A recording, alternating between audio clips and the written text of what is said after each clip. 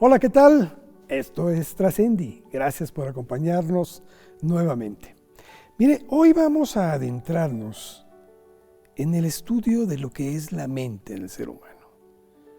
Muchas veces acostumbramos estar, a pesar de estar en un proceso de receso o aparente receso, nuestra mente sigue funcionando permanentemente.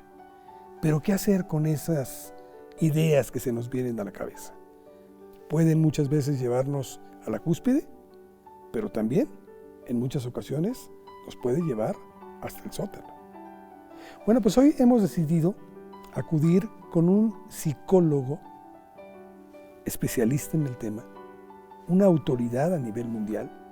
Acudimos con él hasta Argentina. Él es Martín Reynoso. Tiene un magíster también en salud y es un hombre muy brillante que seguramente muchos de los consejos, de las teorías que maneja, pueden ser importantes para usted que nos ve y nos escucha. Le invito a que nos acompañe. Creo que esta charla no va a tener desperdicio. Vamos con él. Martín, gracias por aceptar esta entrevista con Trascendi desde Argentina. Gracias por estar con nosotros. Oye, antes de empezar el tema, me gustaría conocer respecto a tu formación, si me lo permites.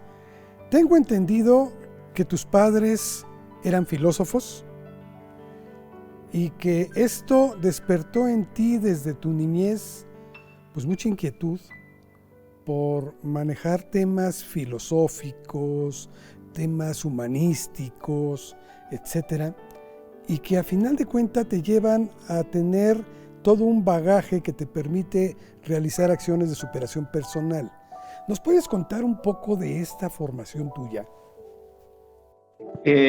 Sí, tal cual estás diciendo vos, Carlos. En mi caso, siempre mi hogar estuvo signado por la filosofía y también te diría por la religión cristiana, porque mi padre fue seminarista y estuvo a punto de ser también sacerdote, así que y los seminaristas, los sacerdotes en esa época, creo que aún hoy, tienen una formación que tiene mucho que ver con la filosofía, además de la teología, ¿no? Entonces, en mi casa estaba mucho todo ese entorno, ese contexto de espiritualidad, podríamos decirlo. Inclusive yo recuerdo mucho a mi padre trabajando con el método Silva en ese momento, cuando yo era chico, y yo aprendí algunas de esas técnicas del método Silva. Recuerdo también, algunas actividades que tenían que ver con la filosofía puntualmente, o lectura con ellos a veces en la cama, cuando era pequeño, meterme en la cama a hablar de cosas de filosofía. Es decir, de alguna manera estaba como muy influenciado por todo ese contexto familiar, ¿no? Temprano. Ok. Esto te lleva, de alguna manera, a encaminarte a estudiar psicología. Sí, cuando nosotros aquí en Argentina tenemos generalmente psicología y filosofía en cuarto y quinto años de lo que es educación secundaria, y yo veía más concreto, con más posibilidades laborales, el tema de la psicología, ¿no? Y me gustaba también mucho el tema de la conducta humana. Entonces, ahí es donde comienzo a inclinarme hacia la psicología por sobre la filosofía, pero siempre teniendo con el rabillo del ojo la mirada hacia la filosofía, ¿no? Ok, Martín, pero no te dedicaste a lo individual. En tu semblanza me llama la atención que siempre buscaste tener lo que era ayuda a las comunidades, es decir, a nivel grupal, no a la persona en sí, sino a grupos de personas. Muy interesante lo que dices, Carlos. En realidad, yo siempre he hecho también algún abordaje individual clínico. Siempre he tenido como pacientes, por decir de esta forma, pero siempre han sido como part-time, un momento de mi trabajo. En general, siempre mi mayor devoción, digamos, mi mayor inclinación fue el trabajo, primero en comunidad. Yo trabajé dentro de la psicología, me fui formando en los últimos años como psicólogo en lo que es la psicología comunitaria y lo que era el aporte de la salud mental desde la comunidad, ¿no? Desde el hospital, desde el municipio local. le fui dando mucha importancia a eso, y de hecho tuve una persona que fue influenció mucho en mí, ¿no? Que fue el doctor Bertuccelli, que era un psicólogo comunitario que tenía tradición en la Organización Panamericana de la Salud, y con él empezamos a hacer muchas cosas y fui siguiéndolo mucho, y ahí nació también ese deseo de trabajar en comunidad. Pero siempre tuve algún tipo de abordaje individual, ¿sí? No, eso nunca lo perdí. Yo creo que es un poco un vicio del psicólogo, ¿no? El tener esa mirada también en lo individual, más allá de que tu abordaje luego sea en contexto comunitario, o como hice luego después, cuando comencé con Mindfulness, a nivel grupal. Martín, me estabas comentando que conociste esto de Mindfulness o Mindfulness. De hecho, sé que te formaste en el instituto en Argentina, y del cual tuviste una carrera muy ascendente, llegaste a presidirlo. ¿Quisieras decirnos qué significa esto de Mindfulness?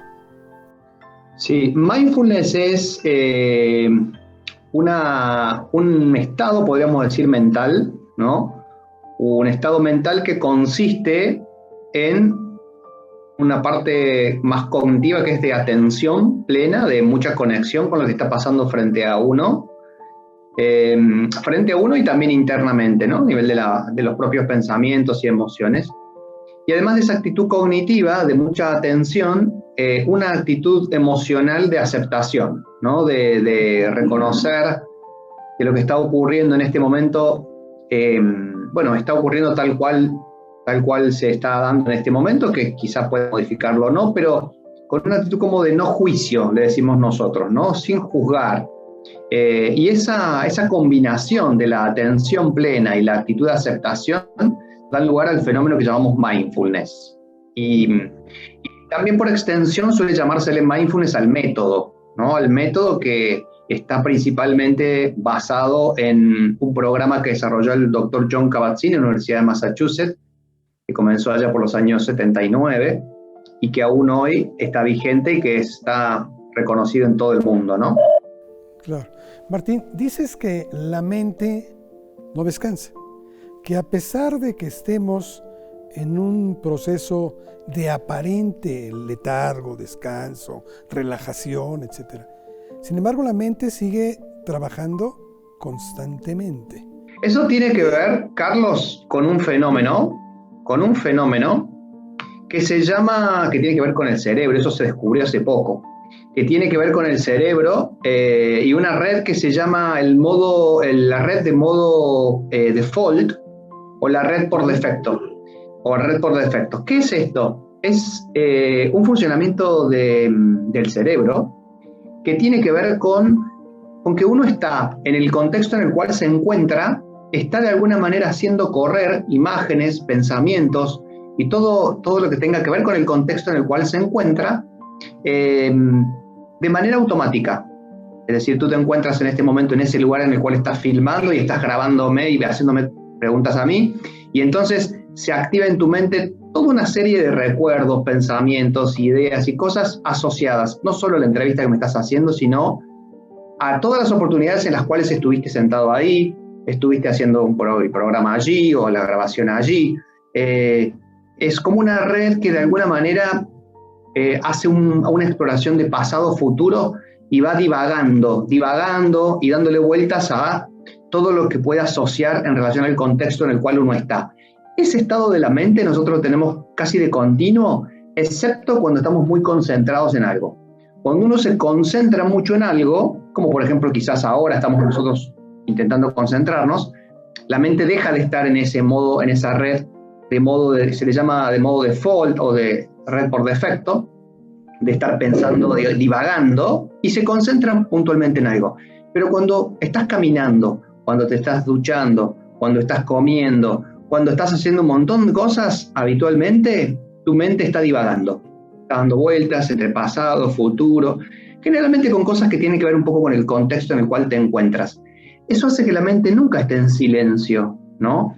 Y de alguna manera este modo default o esta red por defecto que le llamamos al funcionamiento de esa red del cerebro es la responsable de la ansiedad, de la depresión y de muchos otros fenómenos que tienen que ver con esa mente parlanchina y que habla todo el tiempo. Aunque, hagamos la salvedad, también es la responsable de la creatividad, es la responsable de poder generar una visión de, por ejemplo, de un contexto hacia adelante, hacia el futuro. Es decir, cuando uno está a veces divagando, también está imaginando lo que puede pasar en determinadas circunstancias en el futuro, y eso también a veces es necesario para nuestra mente. En sí no es mala la red. El problema es cuando estamos todo el tiempo en ella, ¿no? Cuando no nos enfocamos y no conectamos con el presente. Entonces, no es ni mala ni buena, sino dependiendo de lo que hagamos nosotros y la utilidad que le demos. ¿Es correcto? Totalmente, es igual a la automatización. Automatizar cosas no es malo. Si tú no supieras automatizar, no podrías manejar un auto, un carro, porque no podrías estar pensando cuándo muevo la palanca, cuándo aprieto el acelerador, cuándo... Uno necesita automatizar conductas en la vida, pero si uno automatiza demasiado, también se desconecta de lo que está viviendo. Entonces, la mente tiene estas características. Hay cosas que hace que son saludables hasta cierto punto. Cuando se las hace de más o cuando se pone demasiado, repetitiva en eso, ya no es tan saludable, ¿no? Ok. Martín, ¿pero qué hacer? Porque aquí en México tenemos un dicho que te dice que tienes la ardilla en el cerebro, que te está dando vueltas constantemente. ¿Qué pasa cuando tienes un problema y te sumerges tanto en él y empiezas a crear muchos diversos posibilidades en las cuales, a cual más de ellas las ves con fatalidad? Terminas con un proceso de angustia. ¿Cómo detener esto? ¿Cómo hacer que esa práctica de divagación se convierta en algo positivo? Bueno, eso es un aprendizaje que uno tiene que realizar, ¿no? Es un aprendizaje que básicamente tiene que ver con poder. Yo creo que lo primero que tenemos que saber, Carlos, es cuánto realmente podemos cambiar de esa situación y cuánto no. Por ejemplo, si me dices, tengo una persona muy querida internada en el hospital. Bien, ¿cuánto tiempo voy a preocuparme por eso de una manera obsesiva y constante, siendo que no es algo que depende de mí, depende de los médicos que lo están asistiendo, depende de un montón de otras circunstancias, pero seguramente de mí no depende que esa persona sane, ¿no? Ahora bien, es un problema que yo puedo solucionar, que tiene que ver quizás con un problema de relación con otra persona, algo alguna dificultad que tuve con alguien y necesito aclararla. Es un problema más soluble, que tiene una posibilidad de cambio. Quizás ahí ya podamos decir, vale la pena pensarlo un poco más. Yo creo que ese es lo primero que tenemos que tener en cuenta para dividir las aguas entre qué pensar y qué no. El tema del control. ¿Cuánto puedo influir yo pensando en esta situación? Y luego de eso, tratar de ver que en general hay momentos en los cuales uno puede pensar una posible solución de algo, pero luego también este proceso de dejar que las cosas vayan como de alguna forma intuitivamente esbozándose internamente es muy importante. Es decir, toda decisión o todo aquello que nosotros pensamos también necesita de un timing, de un tiempo, ¿no? A veces de dejar que esté como dando vueltas y que a veces justamente dentro de esta red de default que decíamos, esa red también a veces ayuda a que uno pueda ir como sopesando algunas cosas y en algún momento llegue a una decisión. Dejar que eso, digamos, de alguna forma vaya como tamizando hasta que quizás surja alguna idea más clara. Y luego lo otro que es también muy importante es esto que decimos en el mindfulness, darnos cuenta que los pensamientos no son realidad, son solo pensamientos. Por lo tanto, si uno se pone demasiado obsesivo, demasiado estricto con los pensamientos, también acaba creyéndoles como si realmente fueran realidad, ¿no? Y eso no es para nada saludable. Y eso pasa mucho en las personas que se preocupan mucho. Una persona que se preocupa genera una forma obsesiva de relacionarse con determinadas ideas, creyendo que puede pasar determinada circunstancia, y eso termina realmente haciéndolo infeliz, ¿no? Le genera mucha angustia. Martín, ¿pero hay alguna forma, ejercicios, meditaciones? O sea, ¿qué poder hacer para tratar de educar a nuestra mente a que se dedique más bien a lo positivo, destacar lo positivo y aquello que podríamos alcanzar para beneficiarnos? Bueno, la práctica del mindfulness disminuye mucho esto que decimos la mente parlanchina o la mente rumiativa.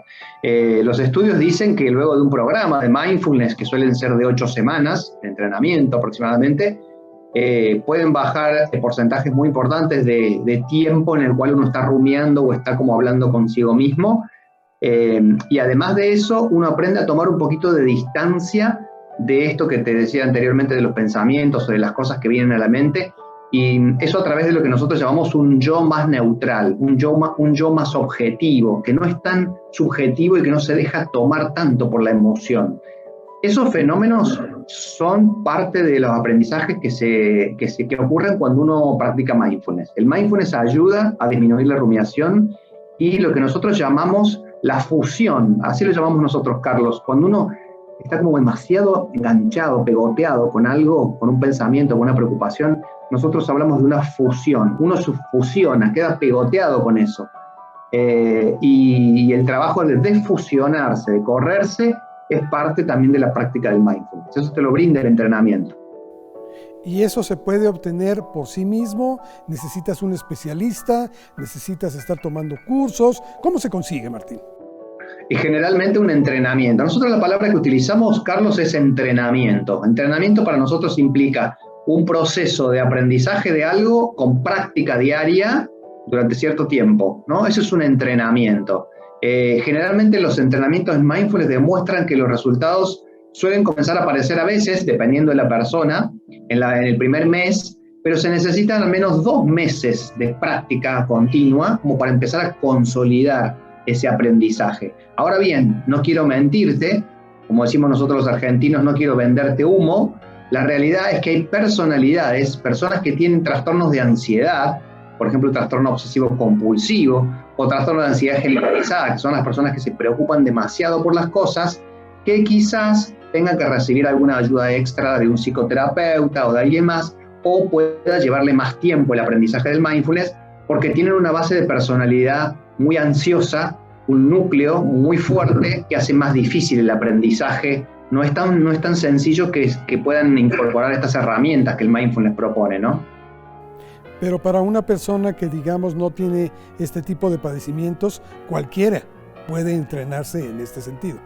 Eso es lo bueno que tiene el mindfulness. Hay programas para niños, hay programas para adolescentes, hay programas para adultos, y nosotros hemos tenido programas de personas de más de 80 años, hemos tenido de todas las religiones, rabinos, la esposa del rabino, hemos tenido de todo tipo de... Es un programa heterogéneo, abierto, sin ninguna influencia irreligiosa, por decirlo así. Si bien es cierto que el mindfulness abreva en lo que llamaríamos la psicología budista, ¿no? La psicología budista es un poco como el lugar donde abreva el mindfulness, pero totalmente nosotros nos enseñamos despegados de lo que es la parte religiosa, ¿no? Correcto. Los niños me dices que incluso pueden acceder a esto. ¿Cómo lo toman ellos? Porque para muchos de ellos esto es juego.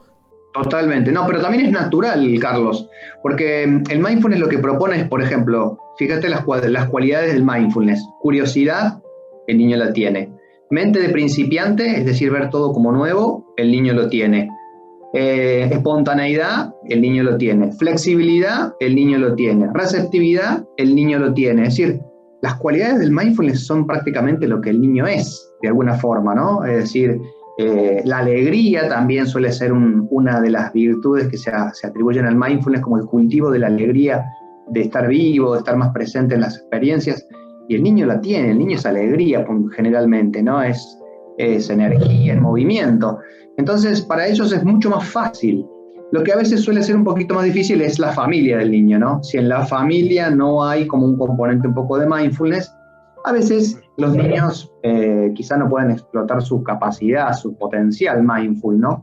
Pero en general los niños que hacen programas de mindfulness que son grupales, con juegos, incluido, las meditaciones son más cortas, hacen juegos, tienen mucho más uso del cuerpo, tienen como algunas cuestiones que los ayudan a poder conectar mejor, son muy, muy positivos.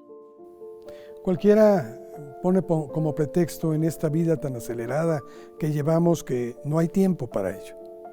¿Cuánto te lleva en estas prácticas para poder llegar a tener estos principios?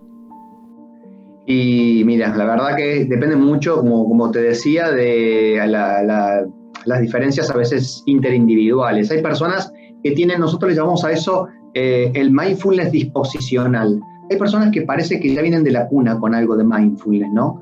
Por ahí quizás tienes algún amigo así, que mira a los ojos cuando habla, y hace silencio, que se conecta profundamente con cada momento, que no reacciona y es amable, que tiene una actitud contemplativa frente a ciertas cosas.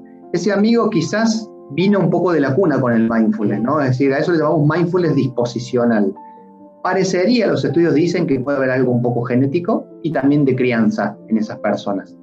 Pero la realidad es que en el mundo en el que vivimos no abundan tanto esas personas, ¿no? Eso se llama el mindfulness disposicional. Y entonces yo te diría que a veces después de esas 8 semanas generalmente es bueno tener algún tipo de mantenimiento, y si es en algún grupo, una vez por semana, por ejemplo, mejor aún. Pero es cierto que esta práctica, una instructora que me enseñó a mí me decía siempre, es una práctica contracultural, Martín, porque si enseñamos a ser pacientes, a contemplar, a tranquilizar la mente, y la verdad que eso no es lo que te enseña la sociedad te enseña todo lo contrario, a correr, a ir apurado, al multitasking, a hacer muchas cosas simultáneamente. La sociedad te enseña otra cosa, entonces esta práctica es un poco contracultural. Y al ser contracultural, es muy fácil que si dejas de practicar, te vayas olvidando de lo aprendido, ¿no? Entonces hay que mantener como cierta continuidad en la práctica con el tiempo. Y eso lleva cierto tiempo, claramente, pero los beneficios, Carlos, son innumerables. Eso es lo bueno, que tiene beneficios muy, muy grandes esto. Por eso lo están usando las empresas como Google, por ejemplo, que tiene un programa interino de mindfulness. Lo utilizan los deportistas de alto rendimiento, nosotros somos entrenados deportistas de alto rendimiento, lo utilizan los educadores en muchos lugares. Entonces, también la idea es más bien una inversión. El tiempo que yo utilizo es una inversión porque realmente va a volver con creces en bienestar, en capacidad de foco, en conexión con las cosas que vivo. Realmente es una inversión, yo diría, ¿no? Y esto supongo que trae muchos cambios en la sociedad que tenemos alrededor, porque nos convierte en hombres felices, creo que es lo que comentan ustedes, ¿no? Sí, totalmente. Yo creo que cuando una persona empieza a adherir al mindfulness, y a esta forma de vida en realidad también, porque tiene una cosa de forma de vida, realmente los cambios que van generando son muchos y también a veces sorprenden, ¿no? Yo recuerdo y siempre cuento en mis conferencias, una de las primeras veces que estaba en la casa de una persona que me estaba enseñando, que fue un poco mi maestra de mindfulness, y empezó a sonar el teléfono. En ese momento se usaba mucho el teléfono fijo, ¿no? Empezó a sonar el teléfono fijo y estábamos hablando. Entonces yo me callé esperando que ella atendiera el teléfono. Y le digo, ¿pero no vas a atender el teléfono? Y me dice, no, en este momento estoy hablando con vos. En este momento estoy con vos. No voy a atender. Para una persona, cualquiera de nosotros, suena el teléfono y casi automáticamente levantamos el tubo y nos ponemos a hablar, ¿no? Es decir, vivimos en automático todo el tiempo. Entonces, esas pequeñas semillas de mindfulness, en estas personas uno las empieza a ver. Que cuando habla, te mira a los ojos, que hace mucho silencio, que no te está interrumpiendo cuando hablas, que sus conductas no son reactivas, que no se enoja tan fácil, que tiene cierta bondad y compasión por los demás, que es consciente de lo que hace. Y una persona con estas características, te aseguro que no pasa inadvertida, ¿no? Cuando uno empieza a relacionarse con personas con estas características. No es que sean superhombres, yo también aclaro eso, somos todos humanos en realidad, pero son cualidades que son muy beneficiosas para la persona y para el entorno que lo rodea, ¿no? Martín, me llama mucho la atención que avanza mucho la ciencia, somos supuestamente, y lo entrecomillo, más conocedores, más sabios que en el pasado, pero todas estas técnicas, como bien dices, pues han estado con el hombre desde que es historia, la han tenido al lado. ¿Por qué hemos desviado el camino como sociedad? ¿Por qué lo que hemos tenido siempre a nuestro lado lo hemos desechado? Buena pregunta y no te la sé responder, Carlos. Mi padre si estuviera, te diría quizás, que me decía siempre, la sociedad y el mundo y la humanidad siempre ha corrido por 2 carriles. El carril de la inconsciencia, el automatismo, la autodestrucción a veces, y ese carril cada vez va creciendo más en autodestrucción, y un carril de sabiduría, de luz, de crecimiento espiritual, también ha seguido creciendo, pero vaya a saber por qué uno se va de un carril al otro cada tanto, ¿no? Pero qué bueno que se hayan podido de alguna forma rescatar estas enseñanzas que originariamente son del Buda, ¿no? Que tienen más de 2500 años. Qué bueno que se hayan podido rescatar, pero es muy buena tu pregunta. Yo te la trasladaría a esa pregunta a nivel individual, porque una persona que hace mindfulness, que comienza a conectar consigo mismo y se siente mejor, y comienza a hacer cambios personales y comienza a tener menos estrés, de pronto termina el programa quizás de entrenarse y al tiempo deja de hacer mindfulness, con todos los beneficios que tenía. O te lo pregunto a ti, si por ejemplo salías a correr y hacías running, y te iba muy bien con el running, bajaste 5 kilos, te oxigenaste más, te sentías más pleno, dormías mejor, y un día dejaste de hacer eso. ¿Por qué lo dejaste de hacer? La verdad que los psicólogos no tenemos muy buenas respuestas todavía para eso. Lo único que nos queda por decir quizás es que a veces uno tiene como un set de conductas tan automáticas, tan rutinarias, que terminan imponiéndose a las conductas nuevas, a los aprendizajes nuevos, y que los tapan, de alguna forma los oscurecen, pero eso es lo único que se me ocurre decirte. Martín, tú estás en Argentina y allá ha sido todo un éxito. Ignoro si en México también se lleve a cabo estas prácticas, pero ¿recomendarías tú en todo caso, si es que no se hay, buscar espiritualmente un respaldo en las personas? ¿Te refieres a un guía para las prácticas? Exactamente. Sí, en estas prácticas siempre es conveniente comenzar con una guía. Siempre es conveniente un acompañamiento profesional de un instructor. Si puede ser un instructor certificado o que tenga mucha experiencia, es mejor. Sobre todo en los primeros tiempos, hasta que uno comprenda un poco cómo es la práctica, la esencia de la práctica, ¿no? Y las características que tiene. Luego, generalmente se trabaja más que nada en lo que nosotros llamamos los grupos meditativos, pero sí es bueno tener a alguien con quien uno pueda preguntar cosas, sacarse dudas. A veces uno experimenta algunos tropiezos en el camino de la meditación, por ejemplo, con el dolor físico, con el quedarse dormido cuando practica, y son todas preguntas que uno tiene que hacerle a alguien que pueda asesorarlo convenientemente, ¿no? Yo recomiendo mucho eso. Y que se entienda que no es forzosamente va ligado a una religión este tipo de prácticas, es algo independiente. Totalmente, eso es muy importante aclararlo, no tiene ninguna religión. Incluso puede meditar personas, conozco gente cristiana que hace mindfulness, ¿no? Hay grupos cristianos que hacen mindfulness como una forma de profundizar la práctica. Así que no tiene ninguna contraindicación porque no se enseñan cuestiones religiosas en estas capacitaciones. Martín, tenemos nosotros aquí en Trascendi una pregunta que es recurrente. ¿Para ti qué significa trascender? Trascender es ir un poco más allá de lo cotidiano, ¿no? A mí me gusta mucho la anécdota o la metáfora de Viktor Frankl. ¿Conoces a Viktor Frankl de logoterapia? ¿Has escuchado alguna vez? Viktor Frankl dice que nosotros somos aviones. Los seres humanos son aviones. Los aviones pueden carretear como un auto, pueden andar por la calle, por el piso, ¿no? Como si fuera un auto, porque de hecho para poder salir volando tienen que carretear. Entonces dice, un avión puede carretear como un auto, pero eso no lo hace avión. Lo que lo hace avión es volar. Eso es lo específico del avión. Y dice, el ser humano también. El ser humano, si no alcanza ese nivel de cierta búsqueda espiritual, esa trascendencia no es realmente ser humano. Por comer, dormir, caminar y vivir como habitualmente hacemos, si no existe ese otro sentido superior, no existe trascendencia y no existe realmente el verdadero ser humano, ¿no? Y me gusta mucho esa anécdota porque muchas veces vivimos carreteando y no volamos.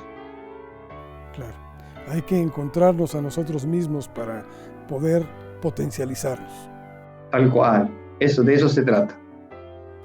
Te agradezco mucho, Martín, de veras el que nos hayas acompañado y que nos dediques un tiempecito para poder explicar que siempre hay alternativas, que el estrés que vivimos en las grandes ciudades es un freno tremendo, una enfermedad gravísima para las sociedades en que vivimos, pero que hay soluciones siempre. Tal cual. Las hay que buscarlas y es nuestra responsabilidad y tenemos que dejar de culpar a los demás y hacernos responsables de lo que podemos de alguna forma hacer con lo que tenemos, ¿no? Así que te agradezco, Carlos, tu amabilidad, tus preguntas tan concienzudas e inteligentes y me sentí muy cómodo en tu entrevista. Te agradezco. Lo mismo nosotros aquí en la Universidad Humanitas. Te agradecemos verdaderamente, a la cual pertenecemos, el que hayas aceptado esta charla. Gracias, Martín. Hasta pronto. Un abrazo muy grande. Hasta luego. De regreso. Gracias. Pues ahí tiene usted estos conceptos. No sé qué prefiere hacer usted. ¿Un avión que alcanza grandes alturas? ¿O seguimos rodando simplemente por esta calle que se llama vida? La decisión es de cada uno. Gracias por habernos acompañado. A nombre de la Universidad Humanitas a la que pertenecemos, le agradecemos y le invitamos a una futura emisión. Gracias. Hasta la próxima.